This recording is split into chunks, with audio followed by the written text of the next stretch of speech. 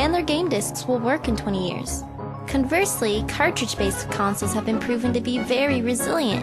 You can always count on having at least one friend with a functioning NES, even if it needs to be coaxed into working.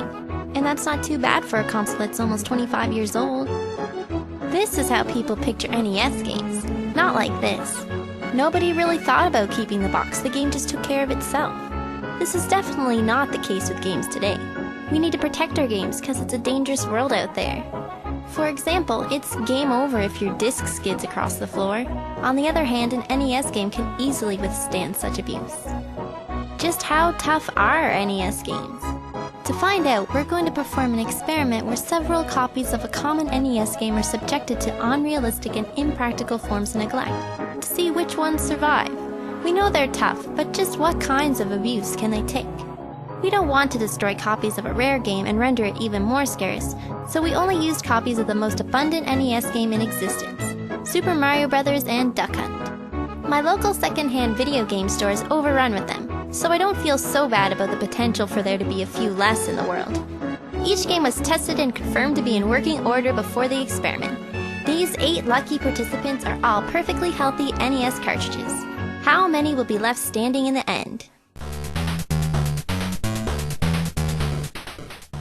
We're gonna break the rules entirely this time by taking this cartridge and completely immersing it in alcohol. Not that kind. Yeah, rubbing alcohol. I think this cartridge will definitely work. Nintendo may warn against using alcohol to clean the cartridges, but I think most gamers agree that this was so Nintendo could sell their cartridge cleaning kits. A quick bath in alcohol probably won't hurt it at all. The cartridge was left to dry overnight and then tested in the morning. It worked no problem.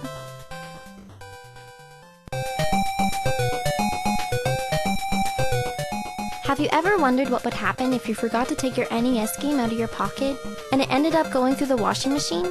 Let's find out. Wow, it actually looks like it's having a good fun time in there. When the wash cycle was done, the cartridge looked a bit haggard.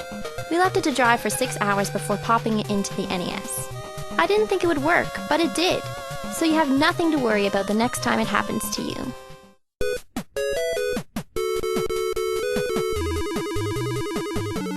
Since it says on the back of the cartridge not to expose it to extreme temperatures, we're going to put one in the freezer overnight.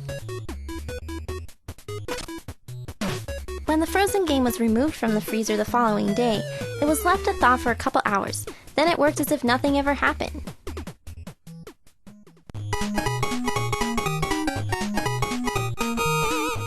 One cartridge was left outside for 3 days.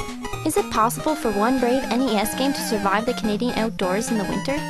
It will face below freezing temperatures, high winds, snow, and maybe even wild animals. The cartridge was buried in the snow by the end of the 3rd day. I was unsure if this one would survive. 3 days is a long time to be exposed to the elements. It gave us a bit of trouble, but it eventually worked. So if you find an NES game on the ground, pick it up and take it home. It might just work.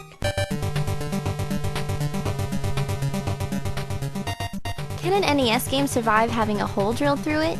Well, it certainly can if you completely miss the circuit board and only drill through the plastic. We drilled one hole through the game in an area we thought it might hit something major. Apparently it didn't, because it still worked. Hole number 3 would go directly through the contacts, as we all know how finicky those are. Once again, it still works. A 4th hole would once again hit the circuit board, and still have no effect on the performance of the game. With the 5th hole, we finally did some damage. It didn't even stay at the game selection screen. It went straight to Super Mario Bros.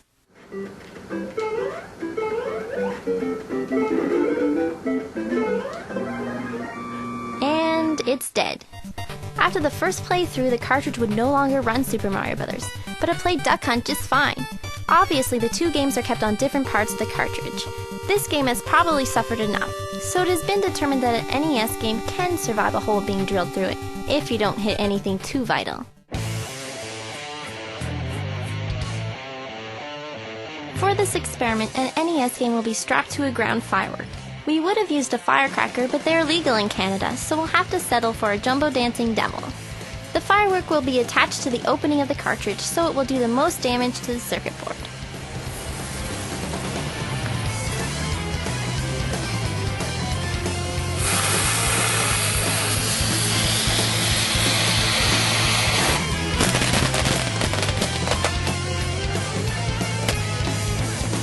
plastic was singed and the cartridge smelled really bad, but it didn't appear to have melted the circuit board at all. The game still worked, but perhaps it wouldn't have if the flames had gone inside the cartridge instead of in the opposite direction.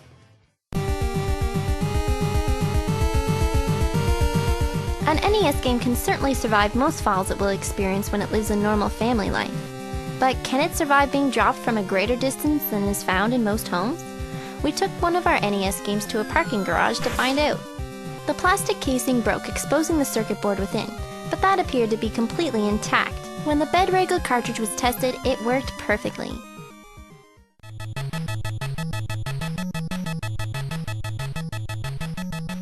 It was decided that the last cartridge would be hit by a car. It was anticipated that the force may shatter the circuit board, but apparently being hit once won't harm it at all. The plastic may have been crushed, but the goods inside remained unscathed. I think it's now clear that NES games are pretty tough. It was completely unprecedented that almost every cartridge would survive these experiments. I think we may have been too easy on them. We complain about the frailty of discs, but they have nothing to protect the information. NES games have this hard plastic casing that protects the game from all harm, like an exoskeleton. Maybe we'll have to bring out the big guns next time. Since it has such a defensive design, and there were millions of NES games in people's homes back in the system's heyday, it would be interesting to find out how many are still functioning today. Well, I hope you enjoyed the video. Happy gaming!